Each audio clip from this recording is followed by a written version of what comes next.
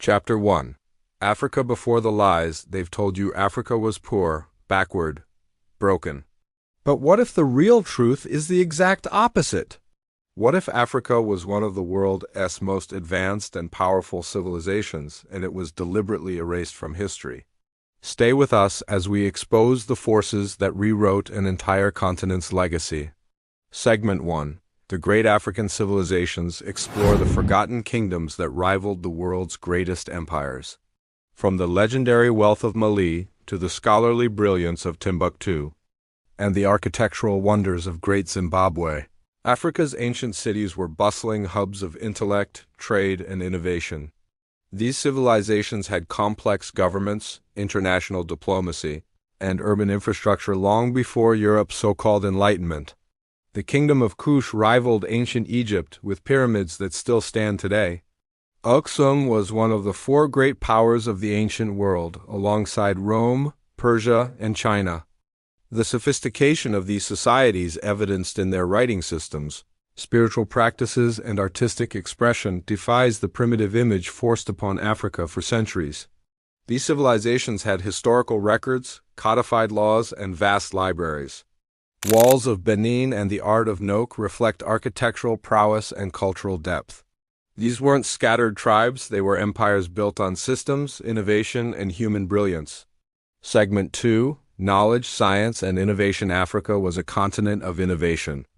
You'll discover the Dogon tribe's astronomical knowledge that predates modern telescopes, surgical techniques in Uganda from over 1,000 years ago, and metallurgical advances in Nigeria's Nok culture. This was not a dark continent, it was luminous with wisdom. In Mali, medical texts dating back centuries detail surgical techniques, anatomy, and pharmacology. Ethiopian monks preserved astronomical manuscripts that mapped the stars with uncanny accuracy. African architecture used advanced geometry, seen in the symmetry of Lalabella's churches carved from rock. In Zimbabwe, the great enclosure at Great Zimbabwe features stonework built without mortar that has lasted centuries. Iron smelting and textile production were both prevalent across sub-Saharan Africa, demonstrating technological sophistication long before European contact. Segment 3. Trade, Wealth, and Global Influence. Gold, salt, ivory, spices. Africa's natural wealth attracted merchants from Arabia, Asia, and Europe. The trans-Saharan trade routes connected Africa to the global economy. Mansa Musa's pilgrimage to Mecca caused economic ripples across continents. African goods filled the markets of Venice, Constantinople, and even China. The Swahili coast was a bustling maritime network that linked Africa to India, Persia, and beyond. African traders in East Africa sold pottery, glass, and fabric, not just raw goods. Currency was standardized in some regions, and port cities like Kilwa were architectural marvels of coral stone and precision. Even before the rise of European empires, African merchants influenced pricing, demand, and trade policy across the Middle East and Mediterranean. The continent was not just a participant in global trade, it was a leader. Segment 4. Africa on the global stage. African kingdoms sent diplomats to Europe and hosted international emissaries. Evidence shows African sailors may have reached the Americas before Columbus. These kingdoms weren't isolated, they were key players in a global network of politics and commerce. Ethiopia had diplomatic ties with the Roman Empire, and Moroccan scholars contributed to Moorish Spain's Golden Age. The Malian Empire was known in maps across Europe before European exploration even began. African ambassadors were documented in the courts of France and Portugal during the Middle Ages. Archaeological evidence from Mexico and Brazil points to African presence before 1492. Maritime technology from West Africa, including large dugout canoes and ocean-worthy ships, suggests early transatlantic exploration.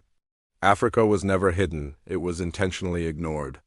Chapter 2. The Deliberate Erasure. Segment 5. The birth of the narrative. European powers needed justification for conquest and enslavement. So they rewrote the story. Enter racist theories that painted Africans as savages. False science, religious manipulation, and aggressive colonial propaganda all work together to destroy the image of a once proud continent.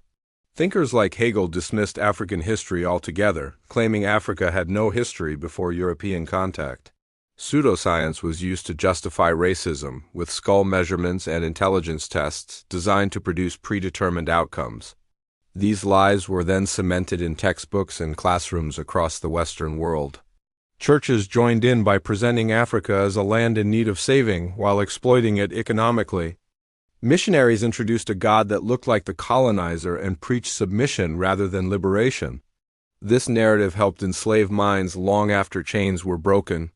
Segment 6. Colonization Divide, Conquer, Rewrite. At the Berlin Conference of 1884, Europe carved up Africa like a cake with zero African consent. Colonial powers not only stole land and resources, they stole memory. Native history was labeled myth, languages were banned, elders silenced, and African identity was scrubbed clean to serve European dominance. Colonizers used the tactic of divide and conquer, turning tribes against one another, drawing arbitrary borders and selecting compliant leaders. Oral traditions were ridiculed, even though they were centuries old and richly detailed.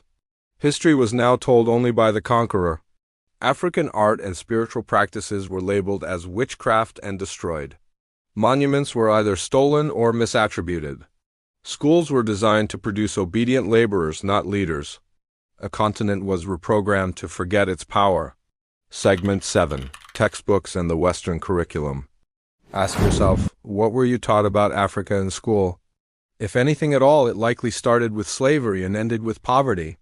Western education systems intentionally removed the brilliance of African empires and replaced them with stories of helplessness. This was psychological warfare through curriculum. Textbooks described Africa as uncivilized and primitive, often skipping over entire centuries of African achievement. The few heroes included were shown as exceptional rather than representative of African excellence. This strategy conditioned generations to view Africa as the exception, never the standard. Meanwhile, children in Africa were taught European history as if it were their own. English kings were studied in Nigerian schools while the Benin Empire was ignored. Identity was replaced with inferiority on purpose. Segment 8. Media propaganda and visual control. From charity commercials to Hollywood films, Africa is consistently shown as poor, dangerous, or primitive. But where are the skyscrapers of Nairobi, the tech hubs of Lagos, or the fashion of Dakar? The world has been sold a single story, and it's time to change the channel. News outlets emphasize conflict, famine, and disease while ignoring innovation, entrepreneurship, and culture. Films rarely cast Africans as heroes unless it's through a Western lens. Even documentaries often use outdated footage to maintain a visual narrative of despair. This control of Africa's image influences global policy, foreign aid, tourism, and even immigration. Perception becomes reality. And until Africa controls its own image, the world will continue to believe the lie. Chapter 3. Reclaiming the Truth. Segment 9. African Voices rise across Africa and the diaspora. Scholars, historians, and creators are rising. They're uncovering lost manuscripts, telling our stories through film, and challenging academic gatekeepers. The tide is turning, and the truth is being restored. African universities are reintroducing banned literature, republishing centuries-old texts, and promoting indigenous languages. Movements like Afrikella, TEDx Africa, and the Africa Renaissance Conference are amplifying local voices globally. Content creators on YouTube, Instagram, and TikTok are teaching real African history in ways schools never did. Through music, dance, podcasts, and documentaries, the true story is going viral. Segment 10. Restoring Identity and Legacy. Africans are reclaiming their names, their native languages, and their ancestral spirituality. Cultural revival is sweeping the continent from traditional festivals to Afrocentric fashion and music. This is a renaissance rooted in truth. People are turning away from colonial names and embracing indigenous ones. Spiritual systems like Ife, Vodun, and Kemetic belief systems are finding revival. Languages once silenced are now being spoken in homes, taught in schools, and preserved through literature. This is more than nostalgia, it's resurrection. It's a return to source, and it's reshaping the self-esteem of entire generations. Segment 11. The fight for historical justice. Countries are demanding the return of stolen artifacts. Museums in Europe face growing pressure. Activists are calling for reparations. This isn't just about history, it's about justice, dignity, and rewriting the future. From Nigeria's Benin bronzes to Ethiopia's sacred manuscripts, African nations are asserting ownership over their cultural heritage. Legal battles and diplomatic campaigns are forcing Western institutions to confront their colonial past.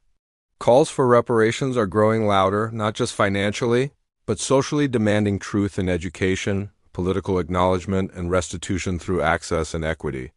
Segment 12. What you can do today. Start by questioning everything you've been taught. Read African authors. Support content creators telling true stories. Share this video. Truth dies in silence, but it thrives in conversation. Follow African scholars, artists, and educators on social media. Engage in real conversations about the legacy of colonialism and how it shapes the world today. Watch, listen, and amplify those who speak truth. You are now a guardian of this knowledge. Pass it on. Spread the truth until the lie can no longer breathe. Africa was never powerless. That story was manufactured. Now that you know the truth, it's your responsibility to spread it. Like, comment, subscribe, and never stop seeking the real story behind the lies. The future is African, and it starts with truth.